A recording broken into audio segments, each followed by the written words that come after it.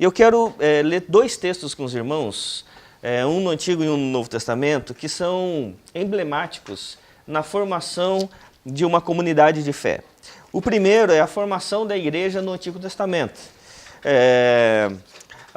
O capítulo 11 de Gênesis marca uma transição. Gênesis tem dois momentos, né? O Gênesis, os 11 primeiros capítulos têm os eventos universais, né, da criação e do começo da redenção. Então, ali tem a criação, tem a queda, tem o dilúvio e tem a Torre de Babel. Os 4 eventos universais que impactaram o mundo. E depois da Torre de Babel vem o capítulo 12 de Gênesis, né, que é a chamada de Deus a Abraão. E o capítulo 12 ao capítulo 50 vão ter os eventos locais, a chamada de Abraão, Isaac e Jacó, o desenvolvimento da família patriarcal. E no capítulo 12 vai dizer assim: então o Senhor disse a Abraão: saia da sua terra, do meio dos seus parentes e da casa de seu pai, e vá para a casa que eu lhe mostrarei. Farei de você um grande povo e o abençoarei. Tornarei famoso o seu nome, e você será uma bênção. Abençoarei os que o abençoarem, e amaldiçoarei os que o amaldiçoarem. E por meio de você, todos os povos da terra serão abençoados. Amém. Agora dá um pulo, né, na Bíblia, para 1 Coríntios 3. Primeira carta de Paulo aos Coríntios, no capítulo 3. Que a Bíblia Sagrada vai dizer assim. 3. Irmãos, não lhes pude falar como a espirituais, mas como a carnais, como a crianças em Cristo. Dei-lhes leite e não alimento sólido, pois vocês não estavam em condições de recebê-lo. De fato, vocês ainda não estão em condições, porque ainda são carnais. Porque visto que há inveja e divisão entre vocês, não estão sendo carnais e agindo como mundanos? Pois quando alguém diz, eu sou de Paulo e outro sou de Apolo, não estão sendo mundanos? Afinal de contas, quem é Paulo e quem é Apolo? Apenas servos por meio dos quais vocês vieram a crer, conforme o ministério que o Senhor atribuiu a cada um. Eu plantei, Apolo regou, mas Deus é quem fez crescer. De modo que nem o que planta, nem o que rega são alguma coisa, mas unicamente Deus que efetua o crescimento. O que planta e o que rega tem um só propósito, e cada um será recompensado de acordo com o seu próprio trabalho, pois nós somos cooperadores de Deus, vocês são lavouras de Deus e edifício de Deus. Amém. Interessantes esses dois textos, porque esses dois textos eles estão falando da formação de uma comunidade de fé, uma comunidade de Deus.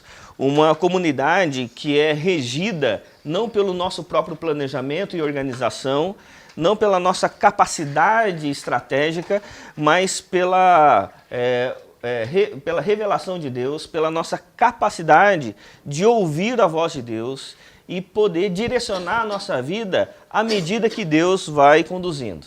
Então, tanto Paulo quanto ali Moisés e Abraão, eles tinham algo muito importante em comum. Eles foram chamados por Deus para sair da onde eles estavam, para ir para um lugar desconhecido, formar algo que eles também nem sabiam o impacto que isso teria. Mas eles estavam reagindo somente à vontade de Deus. Quando Deus chama Abraão, no capítulo 12, Deus está chamando Abraão num aspecto extremamente importante, porque ele está dando origem à igreja no Antigo Testamento. Ele fala assim, para Abraão sair lá de Ur dos Caldeus, né, e ir para uma terra que ele mostraria, que Deus abençoaria a vida de Abraão, formaria um povo por meio dele, o nome de Abraão seria famoso, e em Abraão todas as famílias da terra seriam abençoadas. Então, o projeto que Deus estava estabelecendo com Abraão era um projeto grandiosíssimo. Quando Deus chama Paulo, já no Novo Testamento, o Paulo sendo um homem da lei, um homem extremamente valioso para o judaísmo na época, ele era um fariseu, Deus chama ele e fala assim, olha, eu vou mostrar para Paulo o quanto importa sofrer pelo meu nome. E aí Paulo começa então a plantar igrejas em várias localidades, uma delas Coríntios. E quando Paulo começa a plantar a igreja de Coríntios, é uma igreja que está sempre com algumas divisões, alguns problemas. Tem divisão dentro da igreja porque havia preferências de líderes, havia divisão com relação aos dons. Uns achavam que tinham os dons melhores e havia uma competição de dons. Havia uma divisão por causa da imoralidade, porque havia pessoas ali dentro cometendo imoralidade muito grande. E aí havia sempre um problema com relação à confiança com os irmãos. Então, era um contexto muito problemático. E Paulo, ele vai dizer assim, olha, é importante compreender que enquanto houverem divisões, enquanto houverem desconfianças, vocês não estão agindo como gente madura, mas vocês estão agindo como gente infantil, como crianças ainda querendo beber um leite e não querendo crescer em maturidade numa reflexão. E é importante a gente compreender que tanto Abraão é chamado, quando Paulo é chamado, para fazer com que a gente seja uma igreja que amadureça ao longo do tempo numa reflexão ética e não simplesmente estabeleça uma compreensão moral. E por que isso é importante? Porque boa parte das vezes, quando a gente está formando uma comunidade ou conversando sobre igreja, a primeira questão é a gente tentar estabelecer o certo ou o errado. Começar a estabelecer uma compreensão daquilo que é certo e daquilo que é errado. Daquilo que pode e daquilo que não pode.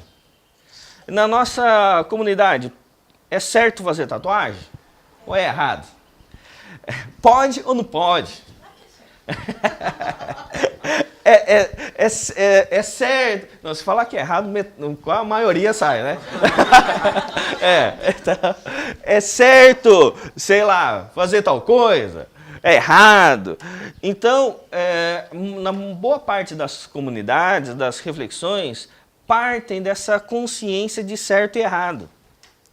E não daquilo que é bom e ruim. Porque a compreensão de certo e errado é uma compreensão moral. A compreensão de bom e ruim é uma compreensão ética. Por exemplo, é possível que um certo seja ruim? É possível. Então, é possível que, por exemplo, Deus faça uma coisa errada que seja boa?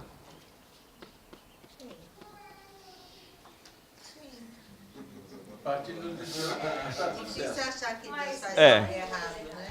Pois é. Então, porque, por exemplo, vamos refletir um negócio aqui importante. Com relação ao certo. Chega alguns religiosos para Jesus. E eles chegam munidos da lei. A lei estabelece o certo e o errado. Não é isso? Eles chegam com relação à lei. E chegam lá diante de Jesus e trazem uma mulher que foi pega em flagrante. E eles falam assim, olha, a tua lei, a lei de Deus fala assim, ó, foi pega em adultério, tem que fazer o quê? Apedrejar. Aí Jesus olha aquela cena e fala assim, então tá bom. Então vamos apedrejar então, mas começa por aquele que não tiver pecado. Quem não tiver pecado, que atire a primeira pedra. E aí, dos mais velhos para os mais novos, todo mundo vai saindo. Sobra quem? Jesus. Aí Jesus, ele é o único que pode fazer o quê? Apedrejar. Aí ele poderia pegar a pedra e apedrejar a mulher adúltera, não poderia? Isso estaria certo? Certo. Mas por que ele não fez? Porque não seria bom.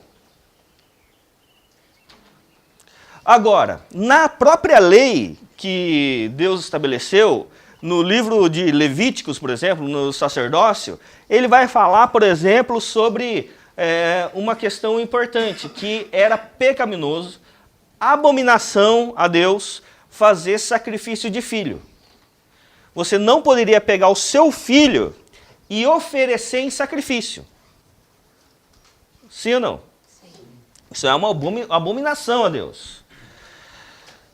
Aí, de repente, ao longo da história da revelação bíblica, Deus vai se mostrando um Deus de amor. Não é? E a grande manifestação do amor de Deus é quando ele envia o seu filho para ser o quê? Morto. Em sacrifício.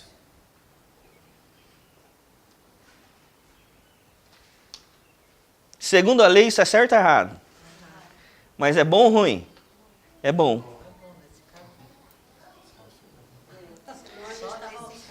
Você entendeu? Agora, muitas vezes a religião, ela está preocupada somente com o quê? Com o certo e o errado. Com a moral e não com a ética. Então nós, como igreja, exercendo uma reflexão a partir da revelação de Deus, a gente não está aqui para sermos infantilizados na nossa reflexão a partir do certo e do errado. A partir das questões morais. Nós somos igreja, então na nossa comunidade só tem que ser barbudo, né? Ou, né, a barba de Arão, né? Ou não pode ter tatuagem, ou não pode, né? Algumas coisas assim. Por quê? Porque no estabelecimento do certo e errado, a gente massifica a reflexão e fica infantilizado. E é por isso que na igreja de Corinto, era uma igreja que tinha dons, era uma igreja crescente, era uma igreja rica, era uma igreja que funcionava, mas era uma igreja infantilizada. Por quê? Porque eles trabalhavam só no aspecto da moralidade. E no aspecto da moralidade, só causava o quê? Divisão. Então, no aspecto do certo e do errado, eles falavam assim, olha, tá vendo? O dom dele é pior que o meu. O pecado do outro é maior que o meu. Porque eles trabalhavam apenas no aspecto da moralidade. É por isso que muitas vezes nas igrejas as pessoas são descartadas. Se não são condicionadas e não são colocadas e vivem de acordo com a moralidade que foi estabelecida. Então é importante a gente compreender isso, porque boa parte das pessoas que se tornaram desigrejadas, que foram machucadas pela religião, foram pessoas que foram machucadas a partir de uma moralidade. Não é? Quantas famílias viveram quase que uma opressão por causa de moralidade no vestuário, por exemplo. Quantas mulheres foram, né, assim, massacradas por causa de uma estética moral que a religião impôs. Não podia usar calça comprida, maquiagem, não podia cortar o cabelo, não podia depilar, não podia um monte de coisa, não é isso? Porque era uma falsa moral. E achava-se que isso era servir a Deus. Isso era ter uma santidade. Quando nós fomos para Birigui, né, nós sendo licenciados como pastores lá em Birigui, depois do seminário, a gente passava um ano de teste. E a gente alugou uma casa, assim, uma casa grande, né? Muito bacana a casa, a gente gostou. Mas a gente percebeu que não tinha ponto de televisão. Eu falei, beleza, a gente passa os fios e tal, a gente coloca, né? Daí a gente tinha uns armários embutidos assim, tinha uma sala com armário, só falou, deve ser uma biblioteca, né? Aí, com chave. Aí, quando a gente abre o armário, tinha o que lá? Um ponto de televisão. Falei, ué, os caras colocam televisão no armário? Que estranho, né?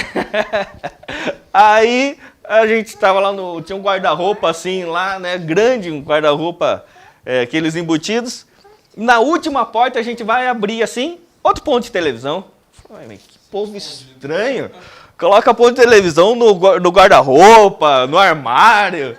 Aí a gente foi descobrir que o antigo morador de lá era um membro de uma igreja, né, que tinha a concepção de que ver televisão é pecado. Então, possivelmente, todo mundo assistia televisão, né? Tinha televisão no quarto, na sala, mas o pastor tá chegando, fecha a porta do armário. Né? Então, são coisas que, às vezes, as pessoas são oprimidas numa falsa moralidade e que vai nos infantilizando na reflexão. Porque a gente não reflete se é apenas no que é certo ou errado, mas no que deve ser bom ou ruim. É por isso que quando Deus chama Abraão para que todas as famílias da terra fossem abençoadas. E ser abençoado a partir do Evangelho é fazer com que todo mundo seja condicionada à nossa moralidade? Não. Mas fazer com que todas as pessoas cheguem a uma reflexão daquilo que é bom. Porque é isso que Deus está interessado, naquilo que é bom. Quando Deus vai criar todas as coisas, a cada dia Deus olha para a criação que Ele fez e Ele diz, eu planejei, organizei e executei muito bem. E tudo ficou certo. Foi isso que Deus disse? Deus disse que tudo ficou bom. E no último dia, Deus diz que tudo ficou muito bom, que é o Shalom. E por que Deus disse que ficou tudo muito bom? Porque cada dia da criação foi sendo harmonizado com os demais dias. Cada dia da criação. Só traz aqui para mim que eu vou escrever um negócio aqui.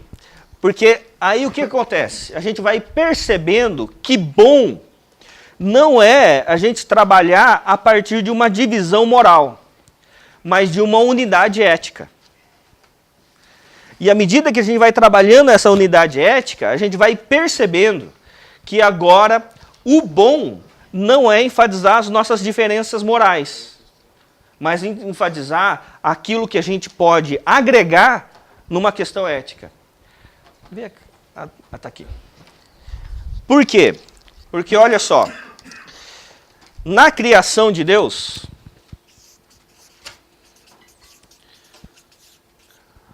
foram 6 dias, certo?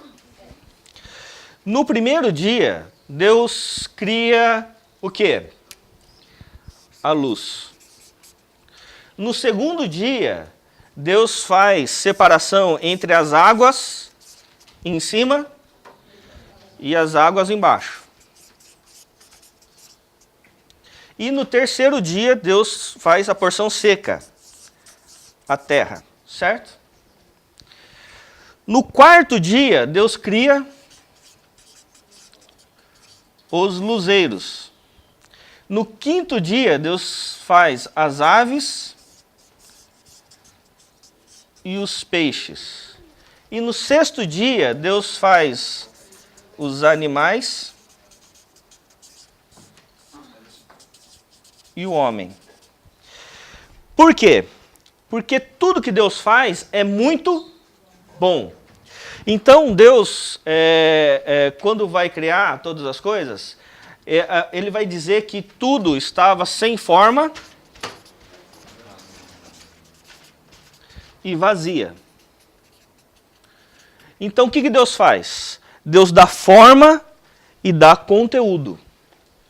Mas à medida que Deus dá forma e conteúdo, os luzeiros é para a luz. E a luz para os luzeiros. Deus faz as aves para as águas em cima e os peixes para as águas embaixo. E Deus faz os animais e o homem para a porção seca. Sempre numa convergência.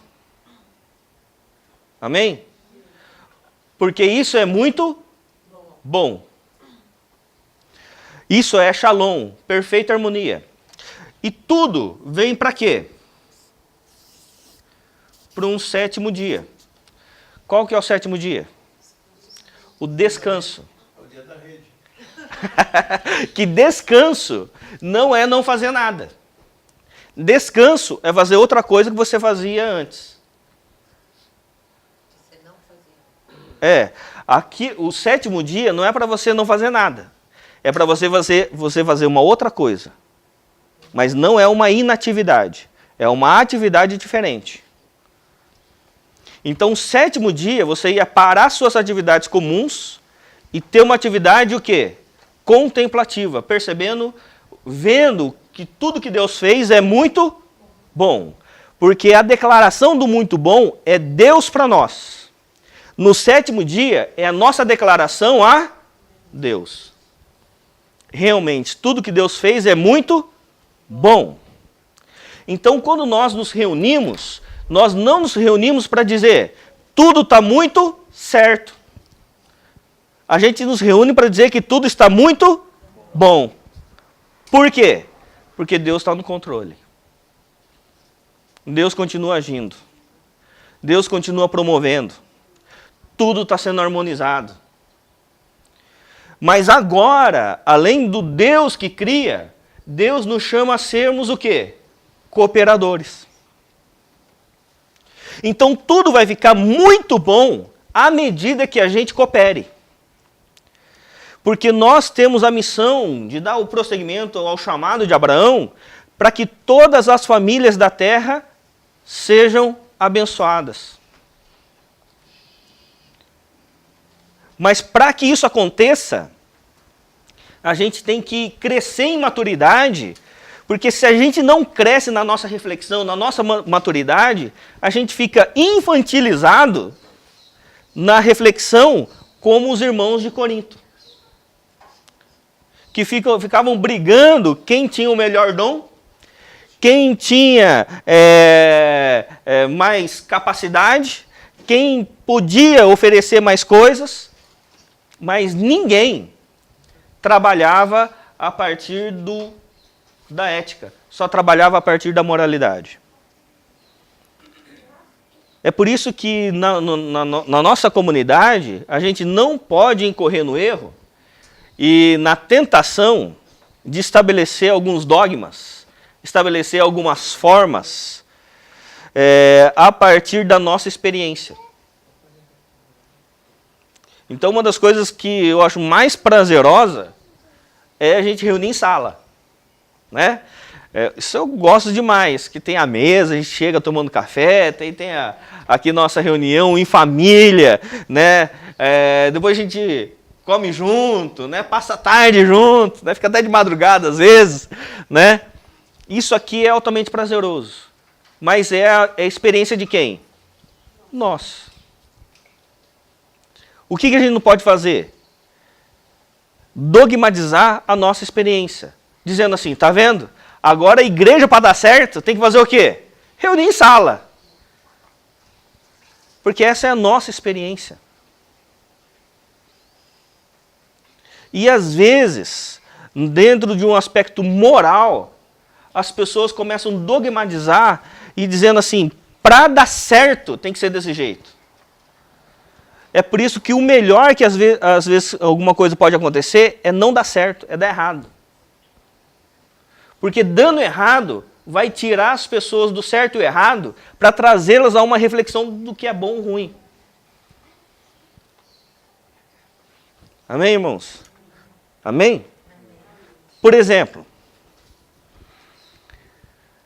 é errado separar? Casal? É certo ou errado? É errado. Tá bom. É certo ficar junto? Então é certo. Mas é possível que alguns casais, estando juntos, estejam separados? Sim ou não? Sim. Já ouviu o casal que mora junto, briga junto, né? Não se relaciona mais nem sexualmente, só vive junto? Esse casal está junto ou está separado? Mas aí, muitas vezes, eles só ficam juntos para dar resposta a uma moralidade. Porque separar é errado. Mas não empenha em transformar um ruim em bom. Eles só estão preocupados em dar uma resposta social para aquilo que é certo. Está entendendo? Mas é uma linha tênue essa palavra, né? Bem tênue. Bem tênue. Porque você não pode, senão você vira uma igreja libertina e não liberal, que é o... Então, precisa haver sempre a consciência de que fazer o que é bom. O que é bom. Mas você precisa fazer alguma coisa. Exatamente. Nesse caso, o casal precisa cooperar para a coisa melhorar. Para transformar o ruim em bom. E não só dar conta do certo. E aí, dependendo de como é feita a mensagem, agora eu posso separar. Porque... Pois é. Então... Porque aí transformou um errado em ruim. Né? Não em bom. Então é essa reflexão. Por isso que... que tudo nem tudo me é lícito. Exatamente. Aquela palavra que fala, né? É. Que tudo me é lícito, mas nem tudo me convém, nem tudo que convém edifica. Assim. Exatamente. É por isso que muitas vezes as pessoas só estão preocupadas com uma moralidade e não com uma ética. E não com um estabelecimento de reflexão. E aí a gente vê casais, muitas vezes, nas igrejas, que estão juntos, mas infelizes. Vivem juntos por muito tempo, mas continuam infelizes. Por quê? Porque só estão preocupados com uma questão moral e não com uma questão ética. É por isso que a gente precisa sempre, como igreja, crescer em maturidade e enfrentar os nossos problemas. Então, se há um problema no casamento, o que a gente precisa fazer? Transformar o ruim em bom. É por isso que, às vezes, a gente precisa, para a gente gerar uma maturidade, a gente precisa sempre fazer aquilo que, muitas vezes, nos coloca em risco. Então, eu lembro que, quando eu fiz 18 anos, um tio meu falou assim, olha, eu morava em Bandeirantes, no Paraná, uma cidade de 30 mil habitantes, pequenininha. Quando eu fiz 18 anos, meu tio falou assim, olha, faz o seguinte, a gente quer estabelecer uns trabalhos em São Paulo e quero que você visite algumas escolas lá, tal, você vai ficar uns 15 dias lá. E aí eu vim para São Paulo, recém-tirado da carteira, com uma lista de escolas para visitar, com uma Belina na época, que Belina para mim era um caminhão, né?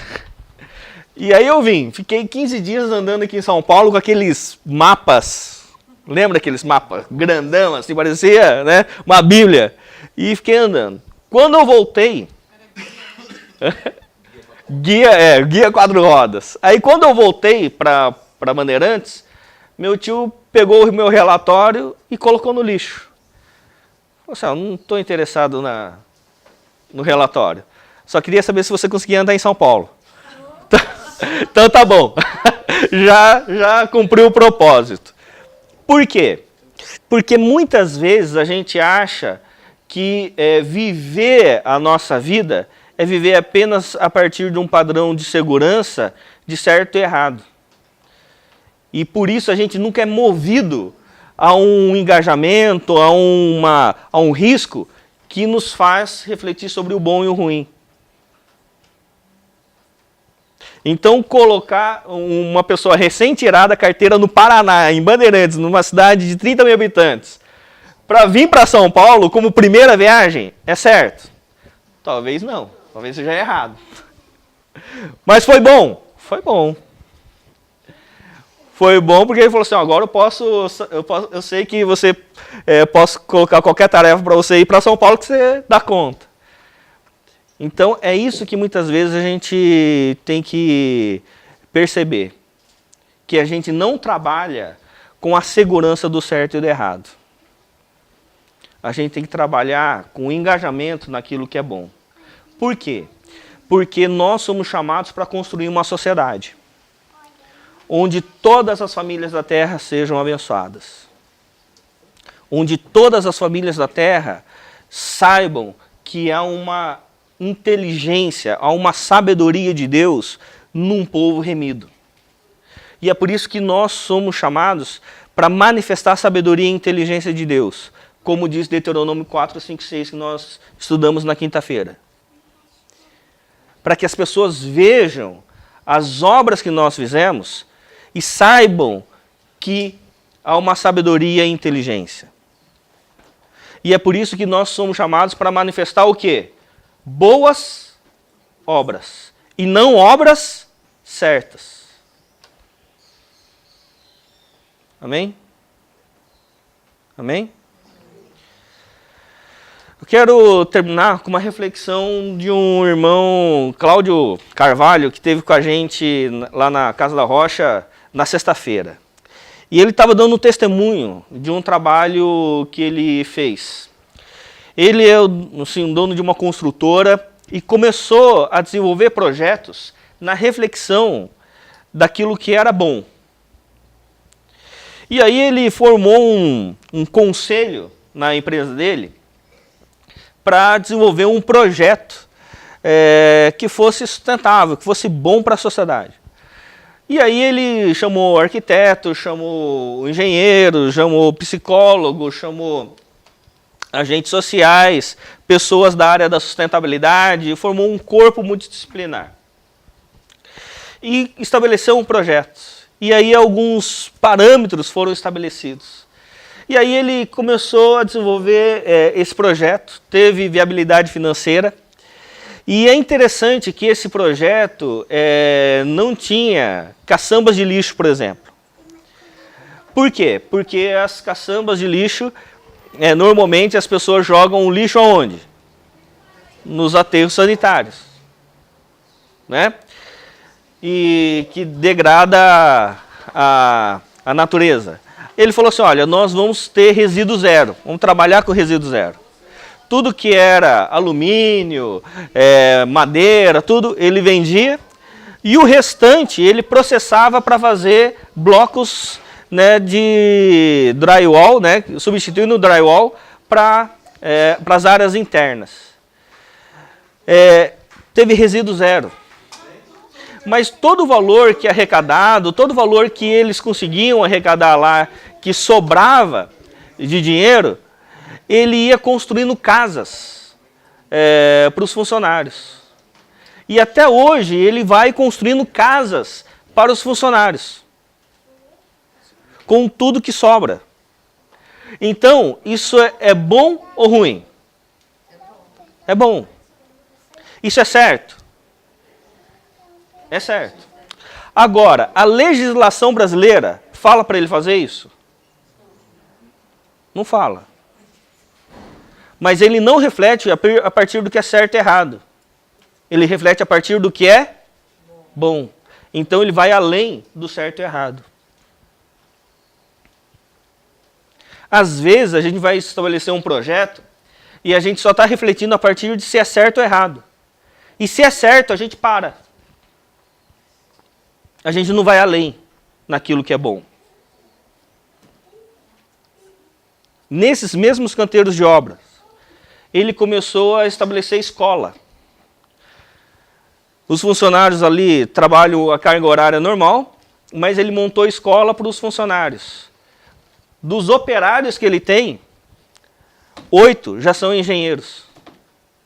Foram formados na escola, entraram na faculdade e hoje são engenheiros. A lei fala para ele fazer isso? Mas por que ele faz? Porque é bom. E às vezes a gente só trabalha com o certo e errado. Exatamente. Ele está formando uma sociedade. Ele não está pensando somente na sua estabilidade. Ele está formando uma sociedade. E é isso que a gente precisa fazer em cada lugar onde Deus nos coloca. Para que a gente chegue aqui todo domingo e a gente diga o quê? Que tudo é muito bom. E não que tudo está certo. Embora tudo esteja certo. Mas a gente reúne para dizer a Deus que tudo é muito bom. Amém, irmãos? Como é que está a sua casa? A sua casa está tudo certo ou está tudo muito bom? Como é que está a sua relação com a sua esposa?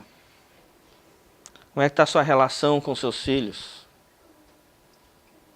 Como é que está a sua relação com o engenheiro? Como é que está a sua relação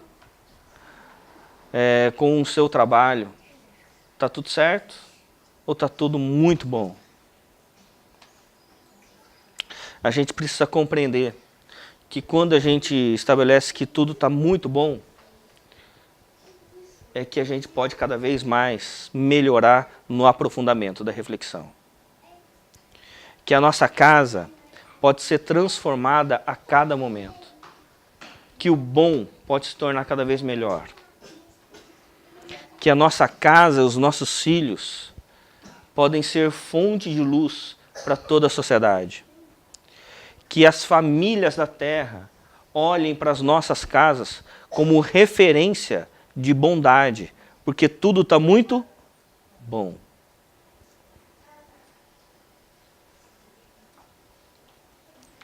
E aí, a gente casa, permanece casado, mas muito feliz. Porque pode estar uma tempestade no nosso lar, mas Deus é que nos traz a paz e a segurança. A gente pode estar trabalhando muito e ficando esgotado fisicamente, mas o Senhor é a nossa força. Então, é importante a gente perceber que Deus não está nos chamando para trazer uma reflexão do certo e errado, mas daquilo que é bom. E a sua vida, a sua família, o seu casamento, os seus filhos podem se tornar cada vez melhores. À medida que a gente vai trazendo essa reflexão. À medida que a gente vai aprofundando a reflexão na nossa casa.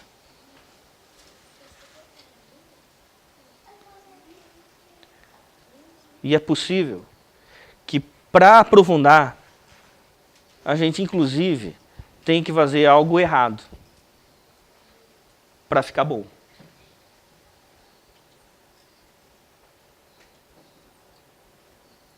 E não só fazer o que é certo, que às vezes fica ruim.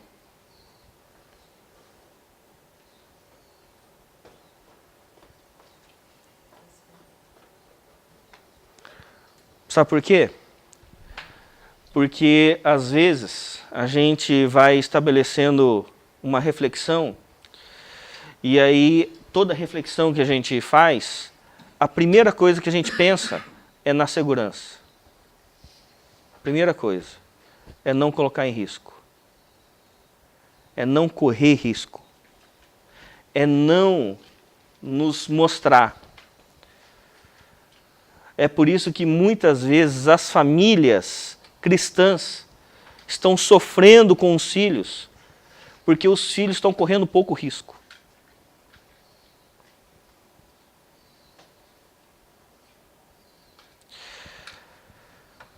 Hoje em dia, uma criança que nasce numa maternidade particular, nasce lá o bebezinho e vai lá para a estufa, como é que chama mesmo? Incubadora, estufa não, incubadora, respirar um ar sem poluição, não é isso? Aí vai pro quartinho Chega em casa, o quarto esterilizado, tudo belezinha. A criança pode sair da casa depois de quantos dias? 40 dias. Não é isso? Só depois pode ir para uma área pública. Pois é, 90 dias agora, tá? Né? Daqui a pouco vai sair só adulto. Aí, 90 dias e onde a criança vai tem que estar tudo esterilizado. Deixa eu fazer uma pergunta para vocês. Essa preocupação de asepsia gerou uma geração mais saudável? Com menos problemas respiratórios? Essa segurança que a gente dá com os filhos, preocupação de que eles nunca sofram,